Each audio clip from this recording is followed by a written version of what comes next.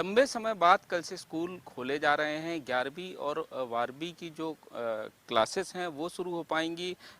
स्कूलों में जो है तमाम तरीके की व्यवस्थाएं जो हैं वो की जा रही हैं।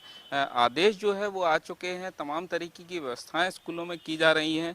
और जिस तरीके से कोविड प्रोटोकॉल का पालन कराना है उसको लेकर तमाम व्यवस्थाएं जो है वो स्कूलों में की जा रही हैं। चूँकि अल्टरनेट डेज 50% क्षमता के साथ जो है वो ये क्लासेस लगेंगी 11वीं और 12वीं की। तो तमाम जो प्रयास हैं वो कहीं ना कहीं शिक्षा विभाग और संबंधित अधिकारी जुटे हुए हैं। स्कूलों में व्यवस्था की जा रही है और प्रयास जो है वो किसी प्रकार की परेशानी छात्राओं को ना हो इस बात का ध्यान रखा जा रहा है।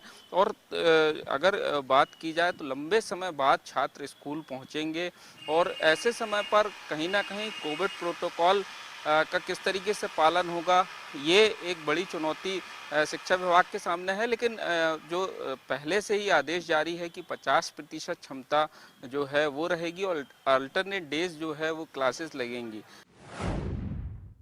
कोरोना संक्रमण की वजह से करीब 150 दिन से बंद स्कूल एक बार फिर से खुलने जा रहे हैं।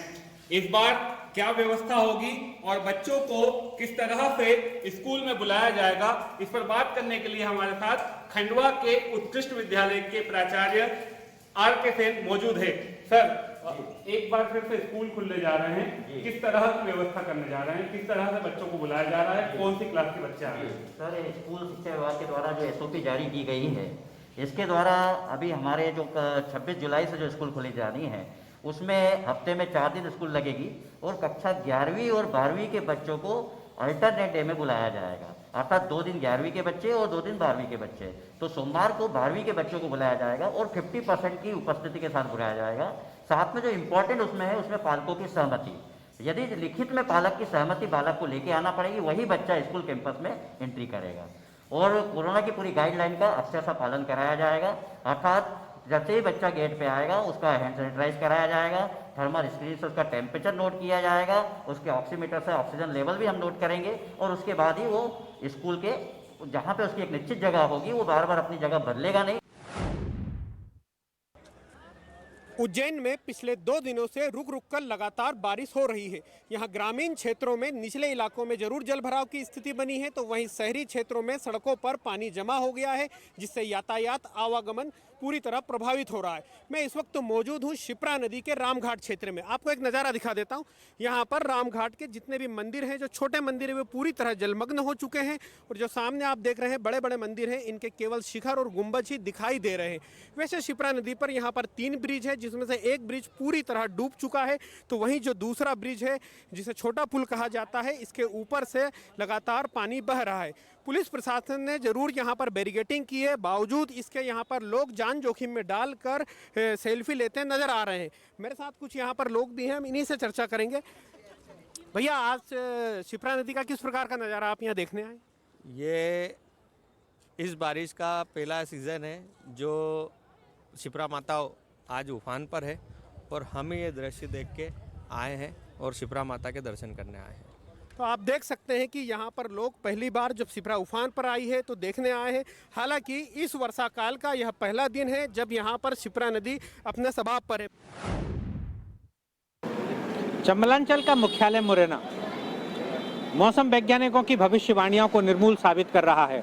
लगातार मौसम वैज्ञानिक पिछले 15 दिवस से कह रहे हैं कि बहुत तेज वर्षा होगी, पानी बहुत आएगा, धरती की प्यास बुझ जाएगी, लेकिन लगातार तापमान बढ़ रहा है, भीषण गर्मी पड़ रही है, कभी भी गर्म हवाएं चल रही हैं। इस गर्मी के कारण बाजार बहुत सुस्त हो गए हैं, बाजारों में लोग निकलते नहीं हैं। हालात यहाँ तक पहुँच गए हैं कि गर्मी के कारण जो पेय पदार्थों की दुकानें चलती थी वो भी नहीं चल पा रही हैं, क्योंकि बरसात हो नहीं रही है, गर्मी बढ़ रही है और गर्मी में जो आम आदमी इन पेय पदार्थों का सेवन करता है वह भी नहीं कर पा रहा है। हम ये मुरैना की प्रसिद्ध दुकान लस्सी वाले पर है, इससे जानना चाहेंगे कि क्या हालात इस वक्त इनके व्यवसाय के बने हुए हैं, गर्मी का कितना असर हो रहा है। वैसे तो कहा जाए कि अभी जुलाई का बिल्कुल अंतिम सप्ताह चल रहा है, ऐसे में बारिश अगर हो जाती तो ये पेय पदार्थों के, ठंडे पेय पदार्थों के व्यापार ही बंद हो जाते, लेकिन गर्मी है तो इनका पेय पदार्थ कितनी तेजी से और कितनी गति से धीरे धीरे चल रहा है या तेज गति से चल रहा है, हम इनसे जानना चाहते हैं। क्या नाम है आपका? बीएससी परीक्षा चल रही है। यहाँ पर एक वाकई एक भावनात्मक दृश्य हमको देखने को मिला। जब हम छात्रों की जानकारी लेने आए थे तब हमको ये जानकारी मिली, और वहाँ जो हम देख रहे हैं, हम अपने दर्शकों को दिखाना चाहेंगे कैमरामैन से कि एक पिता अपने 2 छोटे छोटे बच्चे जो दूध पीने बच्चे हैं, दूध पी रहे हैं बॉटल से, उनको दूध पिलाने की कोशिश कर रहा है। और ये उसके लिए कर रहा है कि जो ये स्वयं से राजमिस्त्री हैं और उसके अलावा फर्नीचर मिस्त्री हैं, और अपनी मिसेस को जो पत्नी है उसे अधिकारी बनाने के लिए आज ये परीक्षा दिलाने हैं। हम उन्हीं से बात करते हैं। गेंदल जी, क्या लगता है आपका, क्यों आए हैं यहाँ पर? काहे की परीक्षा दिलाने आ रहे हैं? पीएससी की परीक्षा। क्या नाम है आपकी पत्नी का? जानकी बेगम। कहाँ से आए हैं? भगत। तो ये 2 बच्चे हैं छोटे, आपको इनको सभी साथ में लेके आना पड़ा। घर में कोई नहीं है? घर में कोई नहीं है। आप कहाँ तक पढ़े हो? मैं तो 5वीं तक। आप 5वीं तक पढ़े हो, और पत्नी आपकी पूरा कॉलेज फाइनल की हुई है। तो आपकी इच्छा है कि वो अधिकारी बन जाए? अपने यहाँ से खुद पढ़ाई एक फिल्म जी सूर्यवंशम, जिसका दृश्य आप याद करेंगे कि अमिताभ बच्चन उसमें रोल कर रहे थे। भिंड शहर के लिए सीवर प्रोजेक्ट एक बड़ी सौगात थी, और सीवर प्रोजेक्ट का कार्य शुरू कर दिया गया। लेकिन सीवर प्रोजेक्ट के बाद जो शहर में है लोगों की समस्याएं बढ़ गईं। उन समस्याओं को लेकर इंडिया न्यूज़ ने खबर को प्रमुखता से दिखाया। खबर के दिखाने के बाद जिला प्रशासन, जो कलेक्टर हैं, कलेक्टर एक्शन मूड में आ गए। एक्शन मूड में आने के बाद जो निर्माता कंपनी के द्वारा की जा रही लापरवाही को लेकर उन्होंने नोटिस जारी किया। साथ ही उन्होंने सख्त निर्देश दिए कि कार्य में किसी प्रकार की लापरवाही और लेट लतीफ़ी नहीं किया जाएगा। साथ ही जो मरम्मत का कार्य है, मरम्मत के कार्य पर भी विशेष ध्यान दिया जाए कि जिस तरीके से जो पाइपलाइन है बिछाए जाने के बाद तुरंत सड़कों की मरम्मत की जाए। कलेक्टर ने अन्य अधिकारियों को भी, नगर पालिका अमले को भी सख्त निर्देश दिए हैं कि शहर में किसी प्रकार की जल भराव की स्थिति पैदा ना हो, जिससे लोगों को बारिश के मौसम में तकलीफों का सामना करना पड़े। जिला गौरला पेंड्रा मरवाही में लगभग 36 घंटे तक लगातार बारिश होने की वजह से जगह जगह जल भराव की स्थिति हो गई है। कई जगहों पर नदी नाले उफान पर है, और साथ ही कई जगहों पर नहरों का जो पानी है वो किसानों के खेत में चला गया है, जिससे किसानों के फसलों को काफ़ी नुकसान हुआ है। ये मेरे पीछे आप देख सकते हैं, खुज्जी जलाशय है, खुज्जी डैम है, जिसमें जल भराव की स्थिति आप देखिए कि पहले इस डैम में इतना पानी नहीं था, लेकिन पिछले 36 घंटों से जो बारिश हुई है उसके बाद इस डैम का जल स्तर लगातार बढ़ते गया है और पूरे क्षेत्र में पानी का भराव हो गया है। साथ ही डैम के दूसरे तरफ जो नहर बना हुआ है वो टूट गया है, जिसके चलते किसानों के खेतों में कहीं ना कहीं नहर का पानी घुस गया है, जिसके मिट्टी के बहाव के कारण किसानों के फसलों को काफ़ी नुकसान हुआ है। हमारे साथ कुछ ग्रामीण हैं, उनसे बात करते हैं कितने घंटे तक पानी गिरा था और अब खुज्जी जलाशय में कितना पानी भरा हुआ है।